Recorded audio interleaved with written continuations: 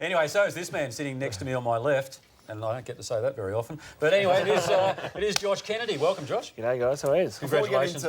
Before we get into last night's show, you just take over, TJ, well, we have to remind Josh of what you said on the eve of the finals last year. The great pity about Collingwood losing to West Coast is that West Coast is now very well placed to go through to the grand final. And Neil, I've got to say, I think it would be a waste of a spot in the grand final if they get there. Oh, really? Because they just can't. They can't perform at the MCG. Yeah, well, take that one, Tony Jones. Oh, choppity chop, chop, chop, chop. It is extremely awkward. I've got to say, you don't believe that, do you? No, of course I don't. Good on you, Josh. I mean, it's a bit harsh, but isn't it? Look, at some stage in our lives, we're all prepared to admit we were wrong, and I think it's fair to say history will show that I was extremely wrong and foolhardy with that comment. Hey, I'll save you, TJ. I'll save you and move on to what he did. On Friday, punt road, pre-training session. When you're doing things like this, I reckon you set yourself up for a pretty fair game. That is nearly the impossible kick, Josh, and you walked in on that one, knew you're feeling good going into the next week. Yeah, there was probably about 30 shots before that that they missed, but no, it's pretty windy down a punt road. It was actually not bad. Helped to bend back. Hey, let's get into last night's game. It was a ripper for West Coast. Started slowly again, as you did in the grand final, but motored home. I mean, Cripps was outstanding. You kicked 3 yourself. Dom Sheed kicked 3. Andrew Gaff's return was terrific. And Collingwood, they didn't have too many winners on the night, but I thought Dane Beams worked hard, so did Taylor Adams. But you didn't see Brodie Grundy? Yeah, Brodie Grundy was okay. I'm doing the intro. You obviously didn't think I was going to play in the grand final last year, so I would shut up. But you outmuscled them. You outmuscled them in the middle, and your forwards got a really good run at it, including yourself, who was the lead-up player, but also young Cripps, who kicked 4. Yeah, look, it was great to have Cripper back, and we knew it was going to be a hard contest, and they jumped us early once again, but look, we grinded back, and to I suppose get the footy in our forward half, and that was probably one thing earlier. We just couldn't lock it in our forward half, and we were able to manage that, I suppose, back towards the last bit of the game, and that really got us over the line. Seems to be a big sway in trying to keep the ball offsides at the moment. You did it really well last night with uncontested marks. Collingwood did it to Richmond the week before, but I just thought you used the ball better than them last night at that keepings off game.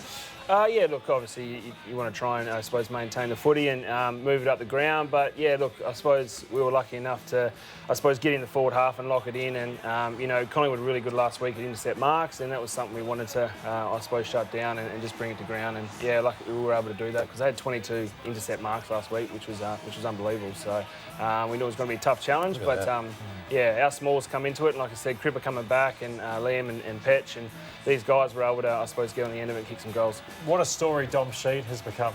Just amazing. And you look at the best players, it's Sheed and it's Shuey. It's becoming pretty consistent, but just a story of Dom Sheed and how do you think the change has come for him over the last sort of 6 months or so? Yeah, look, a young Kalgoorlie boy who's just come through and, look, he's really found his feet, obviously, these last 12 months and he was in and out of the side. He had to go through a fair bit and he was always the one that got knocked out and go back to East Perth and he really fought through that. He played some really good, consistent games at Waffle level and then, when he had his chance, he come and he shone through and that grand final kick, he'll be remembered forever for that. And he got the keys to the city in Kalgoorlie. I don't know if you know. So he's allowed to walk his goat anywhere in Kalgoorlie now because of that. And I think he can wee in the street without getting in trouble. So there's about 30 rules listed for the keys to the city. Josh, what about Andrew Gaff? Must have been great to have him back last night. Yeah, mate, it's always good to have Gaffy back. He's a terrific player and he's really, put his head down this pre-season and, to come back in on his first game and, have 35 touches, that's just the player he is. So he's really quality for us and I'm glad we were able to, retain him last year. We thought he might have been gone, but, he's stuck true and I can't wait to see what he can do this year. Mind you, I thought it was a bit unnecessary, the Collingwood fans booing him every time he touched the ball, but after about the 29th possession, they sort of gave up over that. I mean, he didn't belt anyone from Collingwood and he didn't play in the premiership. So. They did boo Dom Sheed the first time he got the ball. Well, that was justified. Yeah, that was a big one. We heard that. It was good. Josh, Liam Ryan, just his highlights reel, but he's more than that. He's a super player and just some of his moments in the game. These Indigenous players at times do things that the rest of us can only dream of. Yeah, no, he's a special player and he's another kid from, my hometown. I actually played against his old man, so that's how old I feel. But no, he's a talent. He works really hard, and I suppose he has all the special tricks. He takes hangers and does all that, but his pressure in our forward half is something that probably goes unnoticed, and that's I suppose the calibre of his play. The pressure that he puts on, he were able to lock it inside 50, so it's great. Great to see you back. 3 again last night. We're always concerned about your body. How is it? You're into your 30s now. What was your pre-season like, and what sort of shape are you in? We've been interrupted. Yeah, I had to have shoulder surgery, I suppose, after the granny, and that put us back a fair bit. But we had I suppose, a build-up, and then the feet started to get a little bit sore, and had a few problems over the years with the feet. So we backed off a bit, which put us, I suppose, back, and that's why I didn't play round 1. But the fitness staff have been terrific in, I suppose, being able to manage that, and I suppose get enough training load in to be prepared to play, and you back them fully in on what they want to do, and they've been really good in that area. So I can't thank them enough, and yeah, I suppose we just got to try and get through a consistent year, because the last few years I've missed a few games, but hopefully we can get through most of them this year. You've beaten 2 sides comfortably now that you're probably going to play in the finals in GWS and Collingwood. The question probably has to be asked, you didn't play round 1, but how good are Brisbane?